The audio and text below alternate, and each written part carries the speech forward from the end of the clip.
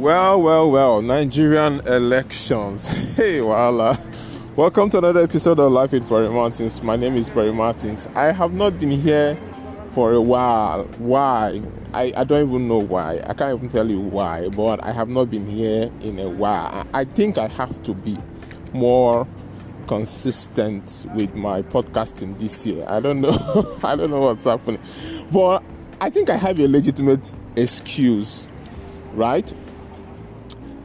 But I think I have a legitimate excuse, and I guess the reason is I have been actively involved online with the political process in Nigeria. If you are a Nigerian, you probably know that we just finished our presidential elections, and something very funny happened.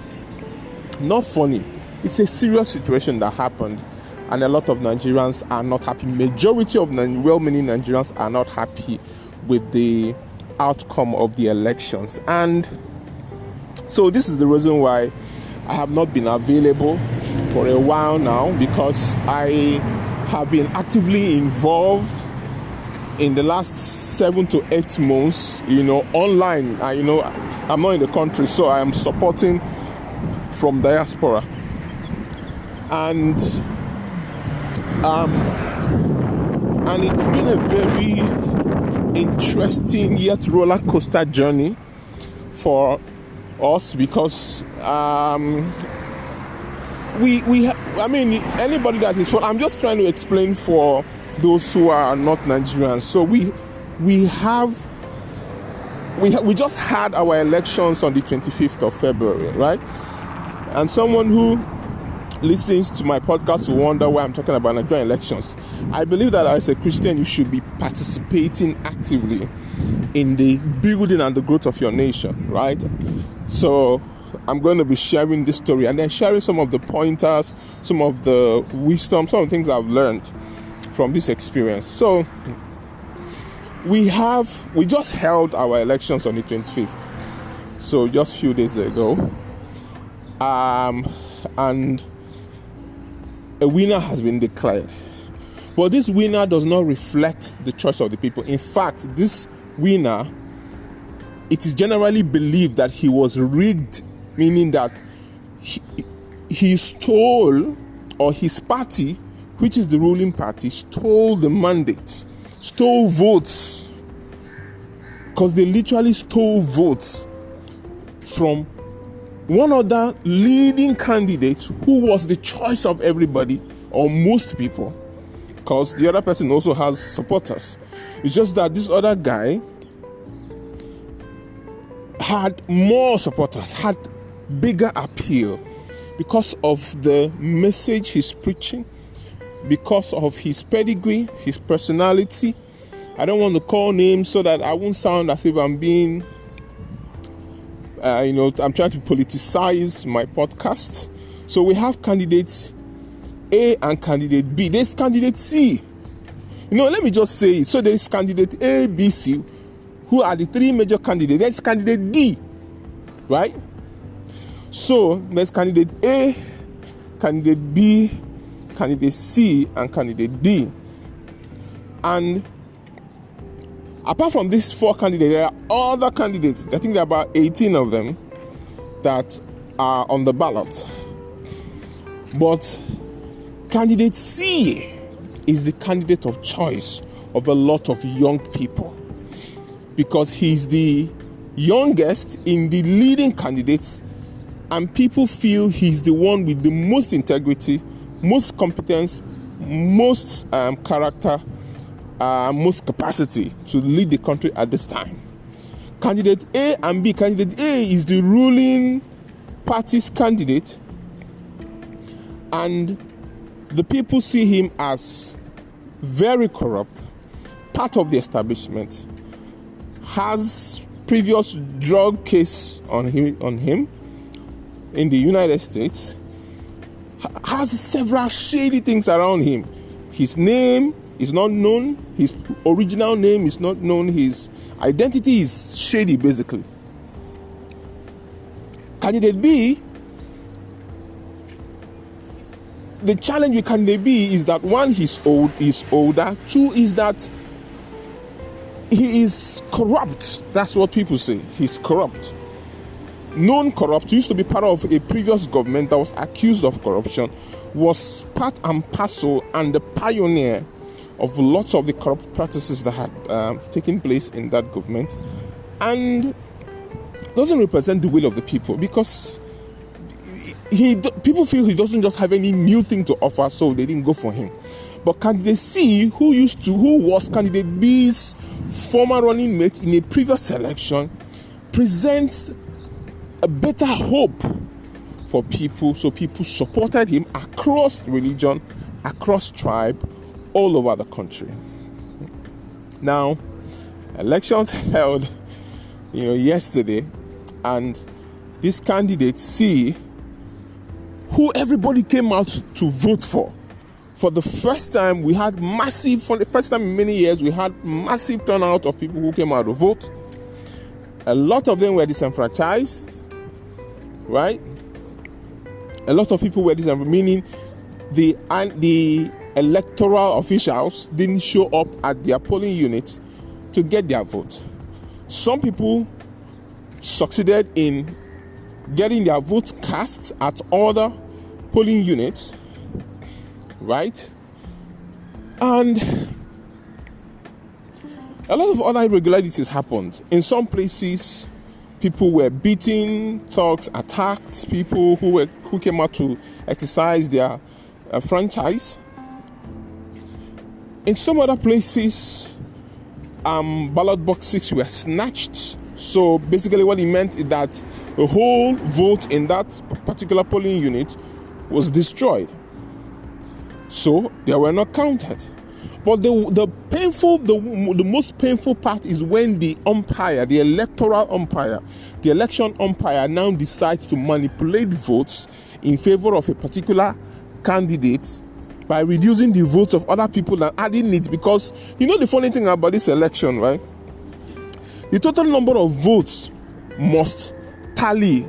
So the total number of votes cast must equal or be less than the total number of accredited voters.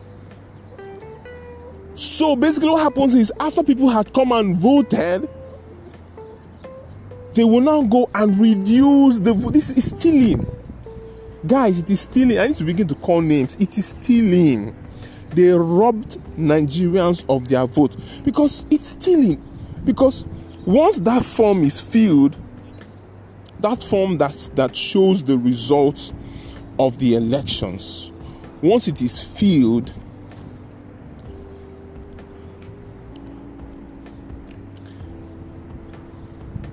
it means that the total numbers are set. The total numbers are set in those places. The total numbers are set, meaning that if there were 200 voters in that polling unit, the result of that election cannot be more than 200. It has to be 200 or less. Right? So imagine where votes will now be taken from someone who got votes and be given to someone else who did not get those votes, just so that the numbers will tally, so that you will please whoever sent you. So, it's been a crazy experience. And now that the mandate of candidate C has been stolen, what is he going to do? Now, this is a man who is familiar with this terrain, because the next thing is that he has to go and reclaim his mandate in the courts of law. Now, a lot of people are worried about the court because the Nigerian courts are, really nothing to write home about, considering some of the latest judgments that they have made. Some are good, but others are very bad. So people are a little bit skeptical about whether he's going to ever regain his mandate or not. And people are angry. The atmosphere is, tepid. The anger is palpable in the atmosphere. And a president was announced and nobody is rejoicing all over the nation, apart from his goons. Because this candidate A who won, his MO is thuggery. is violence. He is not the choice of the people. But what is victory without a good fight? What is victory without a good fight? Right? The sweetness of the crown is the pain of the cross. They say that destiny delayed is not denied. Right? So, one thing I'm learning from this thing is that sometimes when you are about to get into a position, something that God is giving you, is about to give you, there are going to be challenges. There's going to be fight. People will want to deny you. People will want to steal things from you. This man wants to come in and change the whole system. He wants to get rid of the evil that is keeping Nigeria down and turn it all around. But the establishment and the corruption is fighting him back by denying him what is duly his own.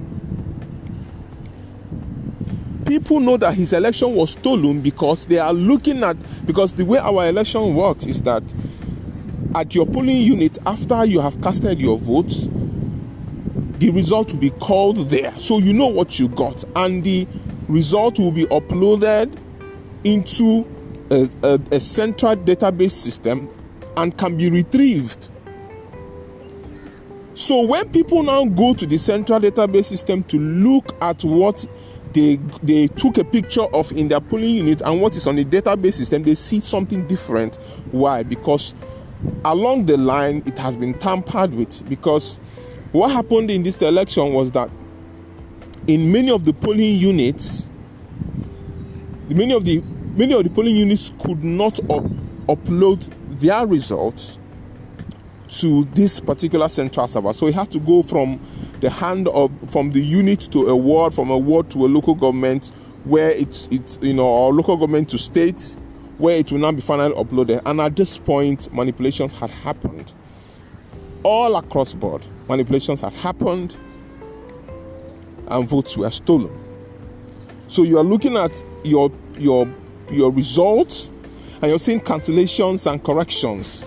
Meanwhile, the one that was certified, signed and stamped that you have, there's no such alterations on it. What am I saying? What I'm saying is that sometimes on your way to your destiny, on your way to your glory, there will be challenges. Evil will fight you. The Bible says that if you quit in the days of trouble, it means that your strength is small. So that when you're set to bring a change or come into a particular glory, one of my pastors said that new levels comes with new devils. Every new level comes with a new devil. So are you ready to fight the type of devils that are coming? Are you ready? Nigerian people, are you ready? You have to be ready. A lot of people are already quitting, saying, I'm tired. There's supposed to be governorship elections coming in a couple of weeks. And people are already saying, no, if this our vote didn't count now, without that one counts. So people are downcast. But the truth is, you can't be downcast.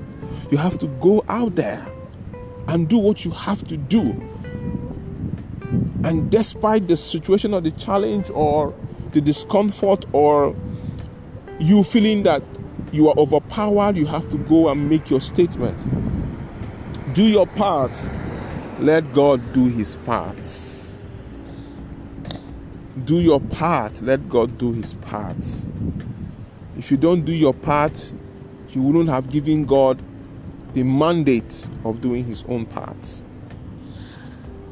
Wow, I mean, it's even difficult not mentioning names, in this podcast, because mentioning the names would have made it easier. But my encouragement to you today is, in your pursuit for good, in your pursuit for righteousness, know that you will be attacked. In your pursuit for a better life, know that you will face challenges, you will face difficulties. It might take some time. This candidate C, who is the choice of the people, has a good experience with this. When he was governor, he had to stay in court for 3 years to be able to regain his mandate after he was voted and he was rigged out of the election to a second place. He had to go to court for 3 years in order to regain his mandate. 3 years to regain his mandate. So this is familiar terrain for him. It's just that the person who he's entering into the fight with has not had that type of experience. His experience has always been to manipulate, rig, threaten people, and get his way. But to be patient, because it takes a different type of patience and strategy to pursue something for 3 good years.